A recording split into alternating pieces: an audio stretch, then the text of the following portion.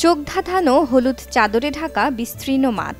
ফরিদপুর শহরতলির বিএডিসি বীজ ভবনের পেছনের তেলবীজের এই ফসলের মাঠটি নান্দনিকতায় রূপ নিয়েছে পর্যটন কেন্দ্রে। বাড়ি সূর্যমুখী ৩ জাতের এই ফুলের বীজ চাষ হয়েছে ৫ একর জমিতে। একর প্রতি ৫ কেজি সূর্যমুখী বীজের প্রয়োজন হয়। ৯০ থেকে ১১০ দিন জীবনকালে সূর্যমুখী ফুলের বীজে তেলের পরিমাণ শতকরা ৪২ থেকে ৪৫ ভাগ।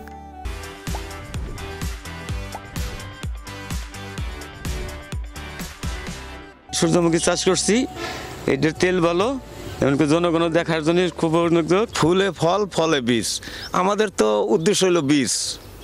এই জন্যে কেউ ফুলটাতে লাড়া না দেয়, কেউ ফুলটা না ছেড়ে, এর জন্যে আমি এই সবসময়ের জন্যে তাদেরকে তাড়ানো অবস্থার মধ্যে আনন্দ বিনোদন করার মতো সুযোগ তৈরি করে দিই। জায়গা জুড়ে এবার সূর্যমুখীর চাষ করা হয়েছে। সূর্যমুখী ফুলগুলো দেখতে এত চমৎকার লাগে এবং সারিবদ্ধভাবে এত ফুল একসাথে ফুটে আছে, এবং এটি একটি এখন বিনোদন কেন্দ্রের মতো অনেকটা অবস্থা হয়ে গেছে।